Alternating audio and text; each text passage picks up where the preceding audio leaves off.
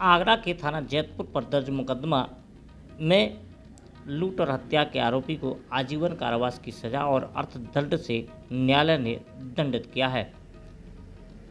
अभियोजन पुलिस के सख्त पैरवी के कारण हत्या के आरोपी को यह सजा हुई है।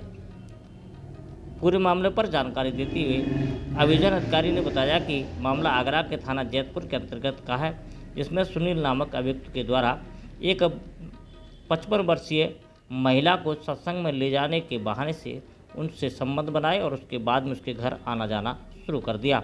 एक रात उसने उसके मुंह में कपड़ा ठूंस करके उसकी हत्या करते और उसके पास रखे पैसे और जेवरात लेकर के फरार हो गया। जब महिला सुबह नहीं निकली तो उसके बेटे ने देखा और उसके बाद में न्यायालय मामला दर्ज कराया। पुलिस ने विवेचना की और विवेचना के बाद में आरोप सिद्ध होने पर सजा हुई। आज जनपद आगरा में न्यायालय एएसजे तृतीय विशेष न्यायाधीश 10 प्रभावित क्षेत्र आगरा द्वारा अपराध संख्या 861/2020 बनाम सुनील अंतर्गत धारा 302, 394 आईपीसी में उसे दोषसिद्धि की सजा दी गई है और अभियुक्त सुनील द्वारा एक महिला को जो कि सत्संग के बहाने उसे ले गया था और सत्संग कराने के बाद उसके घर में आके रुका और रात में उसने उसके घर के जेवरात और कुछ पैसे गायब कर दिए। सुबह उसके बेटे ने मृतका के बेटे ने जब देखा तो उसके माँ जो है मृत अवस्था में पड़ी थी और ये वहाँ से गायब था। विवेचना के उपरांत आरोप पत्र माननीय न्यायालय में प्रेषित किया गया और अभियोग के अभियोजन जो है हमारे विद्वान ज्येष्ठ अभियोजन अधिकारी श्री घनश्याम गुप्ता जी एवं एडीजीसी श्री आदर्श चौधरी जी द्वारा सफलतापूर्वक इसका जो अभियोजन किया गया और अभियोजन के उपरांत माननीय न्यायालय ने धारा 302 में आजीवन कारावास और 10,000 रुपये अर्थदंड तथा धारा 394 में 8 वर्ष कठोर कारावास और अर्थदंड का सजा इसमें दी है। वहीं इस पूरे मामले पर वरिष्ठ अभियोजन अधिकारी घनश्याम गुप्ता और एडीसीसी आदर्श चौधरी ने पूरे मामले की जानकारी देते हुए बताया था कि थाना जैतपुर पर मामला दर्ज था। पुलिस ने इसकी विवेचना की। विवेचना के बाद में आरोपी के खिलाफ सभी साक्ष्य पाए गए और उसके आधार पर उसको आजीवन कारावास की सजा हुई है। सुनील को आजीवन कारावास 302 आईपीसी में व 10,000 रुपये अर्दन तथा 394 में 8 वर्ष का कठोर कारावास और 10,000 रुपये अर्दन की सज़ा सुनाई गई है। इसका थोड़ा सारांश है जो अभियोजन का थाना है कि थाना जैतपुर में मुकदमा अपराध संख्या 860/2020 दिनांक 15/12/2019 की घटना है।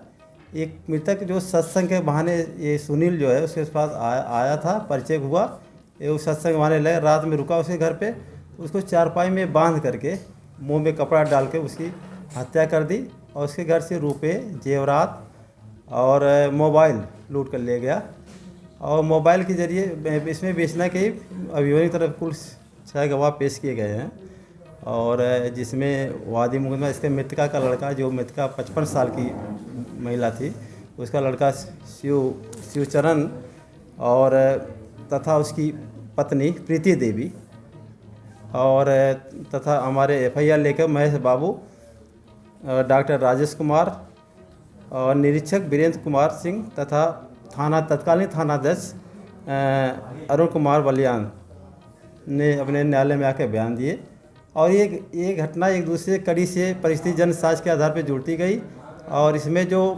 लास्ट इन प्रीति देवी हैं उसकी वादी कंप्लेनेंट की जो पत्नी है उन्होंने देखा तो आते जाते पहचाना भी कि वादी में आया था और इसके पास रिकवरी हुई।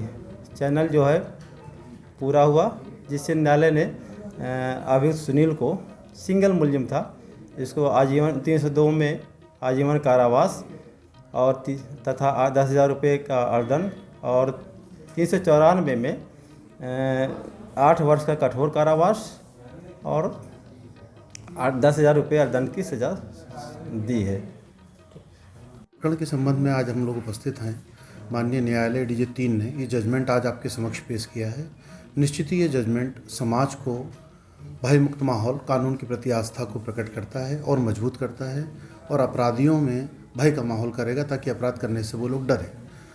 इस प्रकरण में मृतका फूलमाला 55 वर्षीय महिला अपने निवास पर सामान्य सत्संग धार्मिक आयोजनों में उपस्थित रहती थी। इस आयोजन में जो कोई उसे सहयोगी या घर पर आना जाना कुछ लोग रहता था, इनमें से एक व्यक्ति था सुनील, जो कम से कम इस प्रकरण में उसकी हत्या या घटना को अंजाम देने से पहले लगभग 2 वर्ष में 3 बार उसके घर आया था। एक स्टोरी में ब्रीफ करूंगा आपको बताते बताते कि किस प्रकार ये घटनाक्रम आगे जुड़ा। दिनांक 15/12/2019 को जब मृतका अपना खाना वाना खाकर घर पर सामान्य दिनों की तरह रात को सो गई, तो सुबह उसका दरवाज़ा नहीं खुला और उसका बेटा जब जागा शिवचरण, तो शिवचरण ने देखा कि घटना दरवाज़ा को नहीं खुला है, तो उसने दरवाज़ा खोला, तोड़ने का प्रयास किया, दरवाज़ा तोड़ा और देखा मृतका फूलमाला मृत अवस्था में वहाँ पड़ी थी। गांव में बहुत हल्ला हुआ, बहुत जैसा भी सामान्य किसी की आकस्मिक मृत्यु हो जाता है, तो पाया गया कि उसकी पाजेब उस पर नहीं थी, मोबाइल उसका गायब था और रुपए भी गायब थे और गले से एक माला भी नहीं थी। ऐसा लगा कि रात को कोई जो यहाँ रुका था उसने लूट कारित करी और लूट करने में जब सफलता उसे हुई तो उसने हत्या भी कारित कर दी। इन्वेस्टिगेशन हुई, मुकदमा दर्ज हुआ, इन्वेस्टिगेशन हुई और जब प्रकरण आगे चला तो ये पूछा गया परिजनों से कि क्या आपको संदेह है, क्या है, तो उसके बेटे ने उसकी पुत्रवधू प्रीति ने बताया कि एक व्यक्ति था जो रात को रुका था और ऐसा हमको लगता है कि 1-2 बार पहले भी आया है।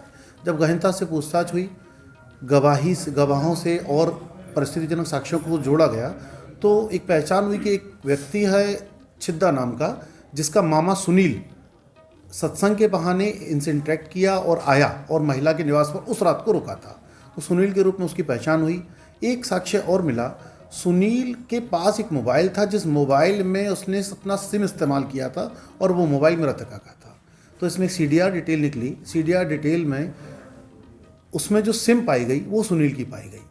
तो घटना की रात से और मोबाइल रिकवरी तक मोबाइल का अभियुक्त के पास उपस्थित रहना और सिम का इस्तेमाल होना और इसके अलावा घटना के समय उस स्थान पर उपस्थित होना, इसके अतिरिक्त साक्ष्यों को जोड़कर इस मुकदमे में आरोप पत्र की ओर हम आगे बढ़े, विवेचक आगे बढ़े और ये इन्वेस्टिगेशन पूरा हुआ। और न्यायालय में जब चार्जशीट प्रस्तुत हुई तो अभियोजन पक्ष की ओर से साक्ष्य प्रस्तुत किए गए। साक्ष्य में PW1 शिवचरण मृतका का बेटा, उसकी पुत्रवधू, विवेचक, डॉक्टर और चिक राइटर ये पेशित किए गए। बचाव पक्ष की ओर से एक गवाह दिया गया DW1 सुनील का रिलेटिव था अभियुक्त का, जिसने उसके बचाव में कुछ बिंदु कहे लेकिन वो असत्य थे, साबित नहीं हो सके। माननीय न्यायालय ने भली भांति न्याय के प्रति आस्था देते हुए पूरे प्रकरण को सुना, समझा, गवाहों को परीक्षित और उनको पढ़ा, सबूतों को पढ़ा और उसके बाद जजमेंट दिया। इस जजमेंट में हत्या प्रकरण में 302 में आजीवन कारावास की सजा माननीय न्यायालय ने सुनाई। लूट चूँकि हुई थी, मारपीट भी उसमें पोस्टमार्टम रिपोर्ट में उसके साथ फोटो पर उसके सूजन और कुछ 1-2 निशान और आए थे, तो इस खाते 394 धारा में उसको कन्विक्शन 8 वर्ष का किया गया। ये निर्णय आपके समक्ष उपस्थित है। Thank you.